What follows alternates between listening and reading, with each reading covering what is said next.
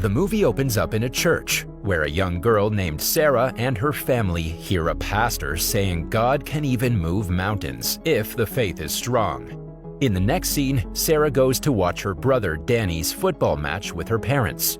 Danny's girlfriend Cindy also joins them. Although Danny's playing well, the opposing team's player Bronner dives inside the penalty box and earns Danny a yellow card. As a result, a penalty is awarded, and Bronner scores it with authority, hence winning the match for his team. After the match, everyone goes over to Sarah's grandfather Sam's place to spend the weekend. Shortly after, the kids hike to a nearby lake for fishing. When Sarah finds a dead bird on the shore, she decides to heal it with her prayers. Danny tries to convince her that she can't bring the dead back to life. However, the little girl is adamant that it will work. Soon, Danny and his girlfriend go fishing while little Sarah stays behind and prays for the bird. An hour later, the two return, only to find Sarah still praying on her knees. Surprisingly, she mentions that she can see God floating in over the lake. Suddenly, the wind blows for a moment, and the bird comes back to life. As it flies, Cindy and Danny are speechless. However, they're skeptical that Sarah brought the bird back to life. They assume it must be the wind that woke up the bird. After returning from the lake, Sarah tells her grandfather about the bird. She explains that she saw God standing on the other side of the lake, and the bird flapped its wings, so she let it go. Sam, who's very fond of his granddaughter, says he believes her because he always thought Sarah was special. Later that night, after returning home, Sarah calls her best friend Mark, who is wheelchair-bound because of a spinal injury. She tells him about the miracle, but as expected, Mark doesn't buy it. However, when Sarah promises on the Bible, he eventually believes her. After a while, Sarah's mother comes to her room and asks her to think of all the things that she's grateful for that day before sleeping. Surprisingly, the little girl mentions that God will take her to heaven soon, worrying her mother. A few hours later, Danny wakes up his parents, asking them to check on Sarah because she's gotten sick. Thankfully, their family physician, Dr. Ben, arrives immediately. As Sarah's symptoms include high fever and nausea, Ben concludes she has a stomach flu and will be fine in a couple of days. After Ben departs, Sarah's father goes to her room and finds an incredible painting. It's a painting of God that Sarah saw on the lake. 2 days later, Sarah and Mark are returning home from school. On their way, some guys bully Sarah, asking her to bring their dead animals back to life and calling her pathetic. Turns out that Mark revealed the miracle to others because he was excited for his best friend. Meanwhile, Danny and Cindy, who are passing by the street, see the boys troubling Sarah. As a result, Danny trips the boys with his football and sends them away. Just then, Bronner arrives with his dog and provokes Danny for a fight by mocking him for his previous game. At the same time, a car also arrives at a high speed and hits Bronner's dog, killing it instantly. While Bronner cries over his dead dog, Sarah steps in and prays for it. Surprisingly, the dog comes back to life and plays with her. Everyone watching the miracle is taken aback. Mark, who's also present among the attendees, requests Sarah to cure him of his spinal injury. Although she isn't sure if it'll work, Sarah prays for him and asks God to help her friend walk again. The following morning, Mark's parents take him to the hospital to see Dr. Ben. Turns out Mark has been able to move his toes, which was completely impossible after his spinal cord injury. Surprised, the doctor asks him to move again, and Mark successfully does it. Although Ben is stunned, he asks Mark's mother to not have high hopes. Suddenly, Mark is able to stand on his feet and walk. Even after going through such a deadly and incurable injury, the doctors can't believe that Mark is able to walk again. As he walks, Mark is overjoyed and gives the credit to Sarah for healing him. He also mentions Bronner's dog. Meanwhile, a media person, Dolores, who's at the hospital for a checkup, hears Mark and decides to cover the story. And in no time, Sarah is all over the news. In the next scene, Ben and the pastor visit Sarah at her house. When they tell her about Mark, she jumps with joy and thanks God for listening to her prayers. The pastor asks her about the lake incident, and she describes everything to him. However, Ben isn't convinced and asks Sarah's parents to bring her to the hospital for some examinations. On the other hand, the pastor believes there has to be something special with the girl, as the doctors have no logical explanation for Mark's recovery. Also, he knows that Sarah would never outright lie. Afterwards, Sarah's father goes to her room to find her drawing a girl riding on a horse. When asked, she says the girl came to her dreams and thinks she wants to be friends with her. Turns out the girl is a cancer patient named Teresa who is very fond of horses. She's scared of dying because her cancer is getting worse. Therefore, Teresa's mother, who has learned about Sarah from the news, wants to take her daughter to her to be healed. The following day, many parents arrive with their diseased and disabled children outside Sarah's house to be cured. When Sarah's parents decide to send those people away, a kind Sarah asks them what they would do if she was sick and there was a possibility to help her with such miracles. Her parents fear because if she goes out and heals all those people, she will never get a chance to be a little girl anymore, because more people will come over and it will never stop. However, Sarah doesn't listen and goes outside. She notices Teresa and immediately remembers her from her dreams. Then she walks to her and holds her hand before praying. As soon as she completes her prayers, Teresa starts feeling better, as if she's been cured.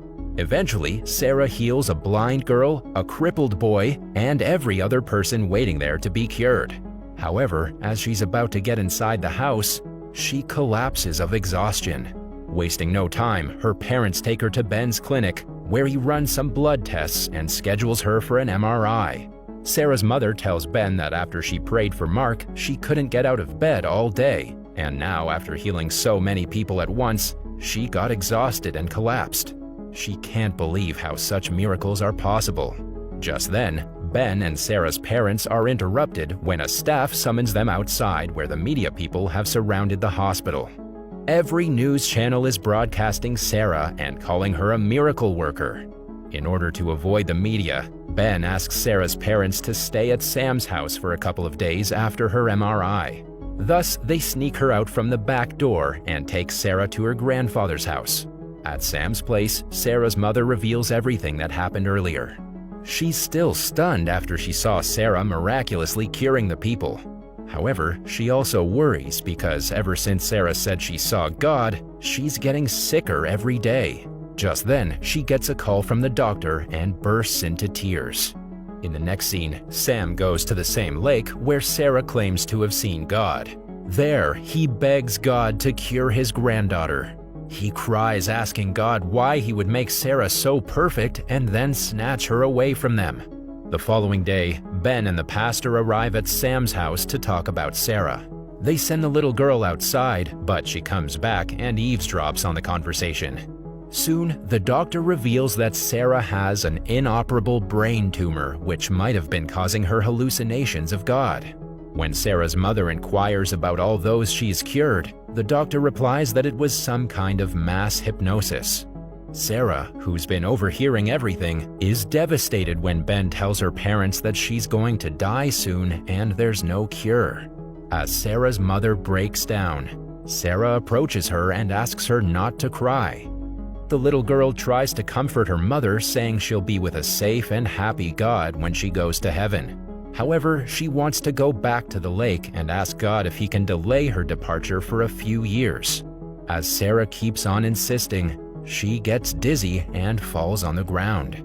Hence, the parents rush her to the hospital.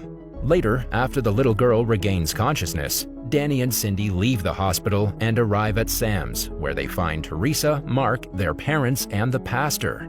Teresa tells everyone that when Sarah healed her last week, she saw a spiritual figure floating next to Sarah, holding out his hand to touch the children she was touching. After she prayed for her, Teresa felt different and warm for the first time in years. She felt healthy and knew right away that she had been cured. Since Sarah wanted to help people, Teresa believes it's time to pay her back and help her. After Teresa finishes speaking, Sam reveals that he and the pastor have a plan to fulfill Sarah's last wish to go to the lake. Although doing so will make Sarah's parents, Dr. Ben, and everybody at the hospital unhappy, Sam wants to do it for his granddaughter. It's because the old man believes that the lake has magical powers. He is certain that Sarah knows something that no one else knows which could help her. Hearing this, everyone agrees to help Sarah get to the lake. Later that night, the group puts on a collective effort and tricks the hospital staff, Sarah's parents, and even Dr. Ben to get the little girl out of the hospital. Once Danny and Teresa's mother get into their car with Sarah, they're followed by Mark and Cindy. As soon as Sam gets a text from his grandson, he also rushes to his car accompanied by the pastor. Unfortunately, a media reporter sees Sarah inside the car and informs others. Inside the hospital, Sarah's parents are shocked to see Teresa instead of their daughter and realize that Sam has taken her to the lake. Thus, they too start their car and drive away. Elsewhere, some officers start following Danny and Sam due to them crossing the speed limit. Danny somehow manages to lose the police. But unfortunately, a tree falls and blocks the road. With the storm and heavy rainfall, Danny can't carry his sister all the way to the lake. Just then, Bronner comes to the rescue and offers to help. He mentions that he knows a shortcut and carries Sarah with him, as he owes her for saving his dog. Danny and Bronner carry the little girl in turns and make their way to the lake. On the way, a wolf snarls at them, but Bronner's dog sends it away. Soon, Danny and Bronner arrive at the lake with Sarah, and the former starts praying on behalf of his sister. Just then, Sarah's parents, the media, and several other people also arrive. Sarah's mother yells at Sam for bringing her daughter there on such a stormy and rainy night. Sadly, amidst the commotion, Sarah passes away, leaving everyone devastated. Suddenly, a bright light swirls over the lake and God appears. Then, Sarah's soul departs from her body and goes to God. Everyone is taken aback by what they just saw. Although they're devastated to see Sarah die, they're also somewhat relieved to see her holding God's hand. Following that, they take Sarah's body home and lay her down in the bed. Danny finds Sarah's drawing where she's holding God's hand and shows it to everyone. They realize that the little girl knew God was coming for her. Shortly after, Danny finds another drawing in which Sarah is coming back from heaven. Seeing this, everyone becomes hopeful and Danny starts praying with all his heart. His prayers are eventually answered as Sarah gasps and suddenly comes back to life. She explains that she told God she wasn't ready to be in heaven yet, so he sent her back to take care of her family.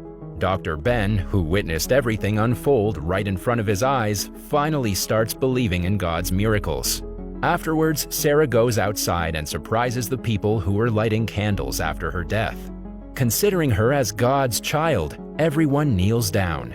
However, Sarah asks them to get up. She mentions that all must have faith in God and pray to Him so that He'll help them. Not only that, she asks everyone to love their children and families, try to help one another, and spread love. God will definitely help them because He loves everyone. The movie ends as the whole town visits the church and listens to the pastor with complete faith in God.